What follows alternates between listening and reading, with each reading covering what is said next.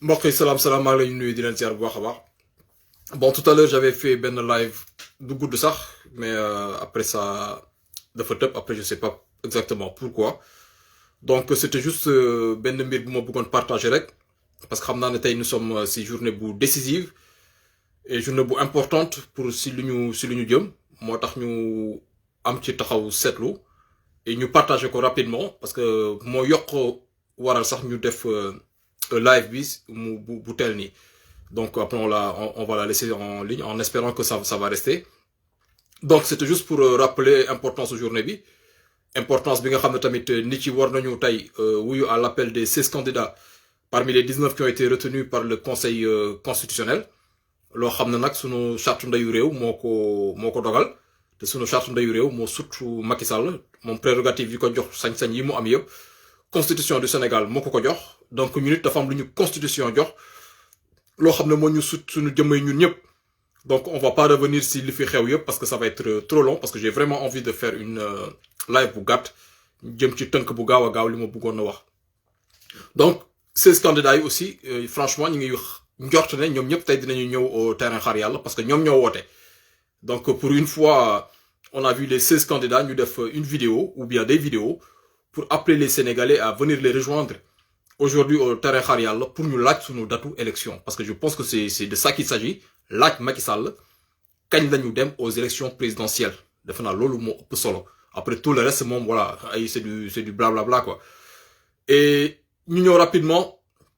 sur l'interview de Macky Sall interview Macky Sall leen rek la si jublu Macky Sall cherche à gagner du temps Macky Sall ku ko xool suñu muy defee nga xam ne ce gars il compte pas organiser des élections avant le 2 avril.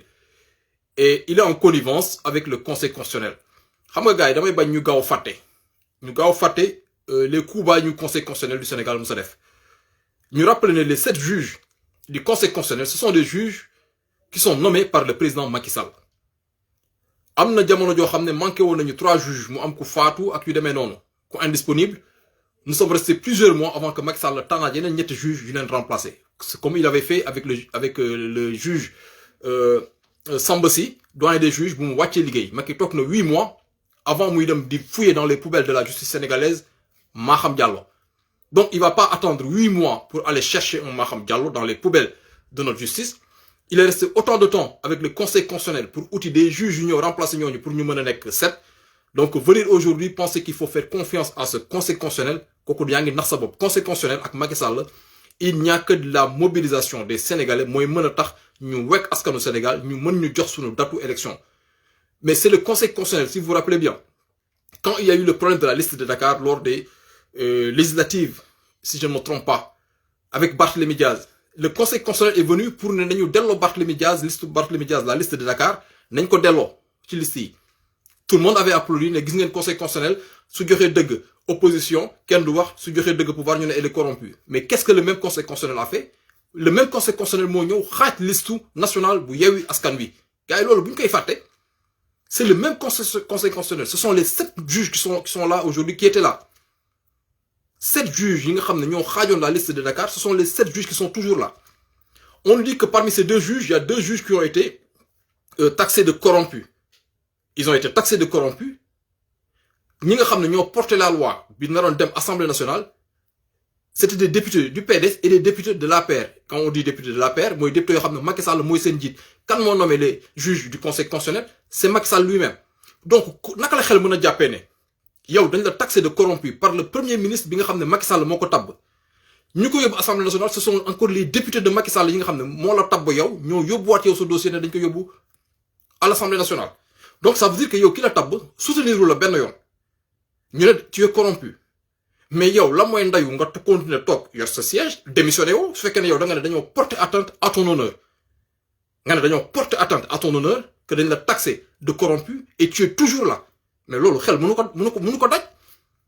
Donc ñu fiy toog di jéem a théoriser naan conseil constitutionnel ak Macky Sall fu mu nekk nii dafa am mbiicoo mbaaloo dañoo juboowul ma ne Macky Sall moo tànn ces 7 juges di leen xont ça fait plusieurs années Macky tànn 7 juges du conseil constitutionnel di leen xont comme xaru laadun boo yor di ko xont ba mu punkal. Vous pensez que ces gens arrivés en 2024 Macky Sall bi leen fa teg préparer leen dina ñëw ba ci biir ñooñu ne léegi ñoo jubootuñu. Qu'est-ce que le conseil constitutionnel a fait? conseil constitutionnel ñu ne dafa dàq loi Macky Sall bi annulé décret bi nga xam ne moo convoqué le corps électoral ñu ne dafa retoquer aussi la loi qui a été votée à l'Assemblée nationale. Mais le conseil constitutionnel aurait pu prendre une date ne yow man dàq naa loi bi dàq naa décret bi dàq naa loi bu ñu voté Assemblée nationale nañu tenir élection dans la semaine qui suit ou bien dans 2 semaines joxe date. Donc on me diront non Macky Sall moo am sañ-sañu convoquer le corps électoral. Donc pourquoi Macky Sall lui-même revient nous dire que bés bu juboo amul dañu dellu conseil constitutionnel pour mu jàpp date. Donc ça veut dire que le conseil constitutionnel mën na jàpp date. C'est pas moi qui le dis, c'est Macky Sall qui le dit. C'est pas moi qui le dis, c'est Macky Sall qui nous dit que suñu ñëwee amuñu consensus lors du dialogue ñu retourner ko conseil constitutionnel pour conseil constitutionnel addu ci wala su tamit suñu jàppee date yëpp dañ koy joxal conseil constitutionnel. Et conseil constitutionnel qu'est-ce qu'il peut dire encore mën na ñëwaat jël li ko Macky Sall la wax mu delloowaat ko ne ko non président yow yaa war a signer décret bi et pendant ce temps on perd du temps. En fait on est en train il veut nous faire perdre du temps et c'est ça l'objectif bi nga xam ne moom la ñu rechercher. Donc toog naan ñu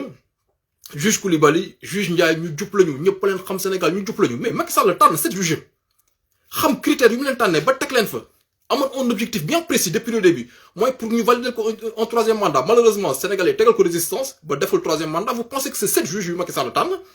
dinañu ñëw ba 2024 li gën a neex Macky Sall mooy le 3e mandat. Finalement ils ont pas pu le faire parce que bu leen fàttali Badio Camara c'est le 3 avril pile poil le mandat du jeex mooy Macky Sall dafa jël Badio Camara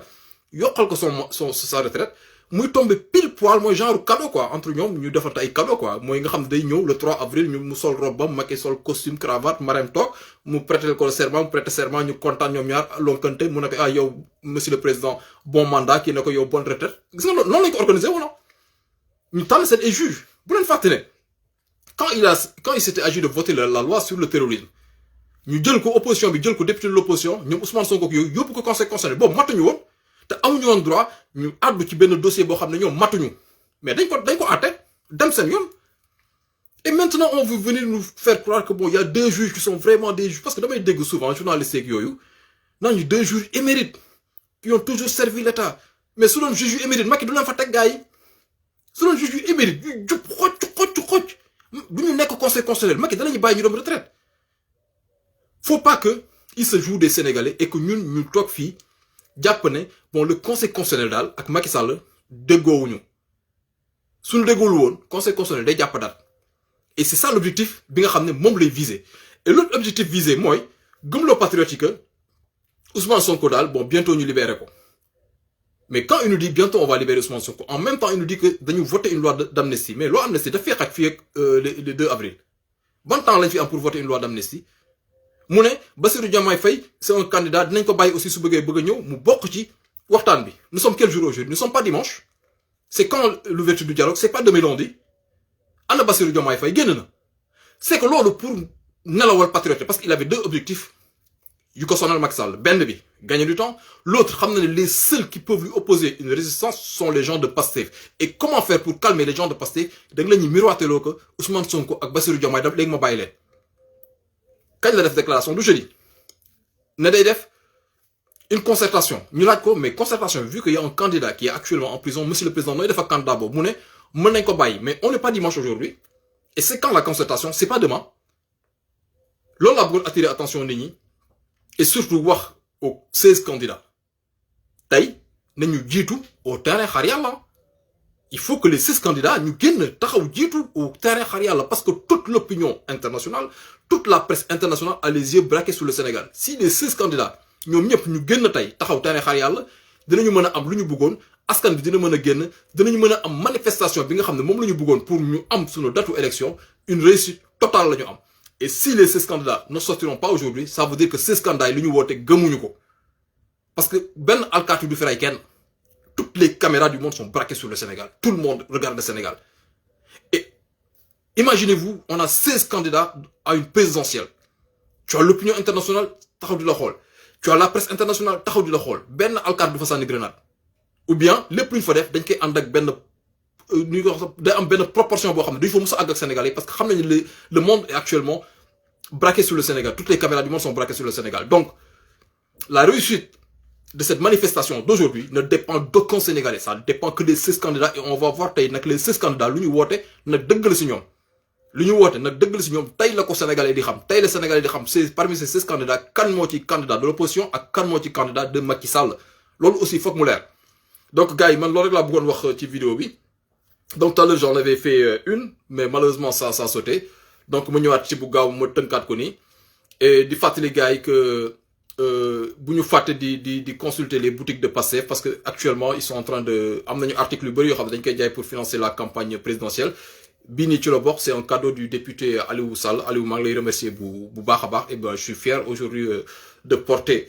le surshirт de Pastef donc loolu laa bëggoon wax ci vidéo bi ñu fàttaliku wante rek ne tey moom tout dépendra de sunu taxawaay tey loolu mooy mën a déterminer la journée de demain si on baisse les bras bon Macky Sall gagnera du temps et ce qu'il cherche à faire mooy fexe ba nekk dans l'impossibilité d'organiser des élections moo tax mu convoquer à son dialogue les recalés yi ñëpp xam nañu la mooy seen kàddu ba pare ñoom nee nañu dañoo bëgg ñu reprendre le processus ñi nga xam ne ñooy ces candidats yi ñoom nee nañu demuñu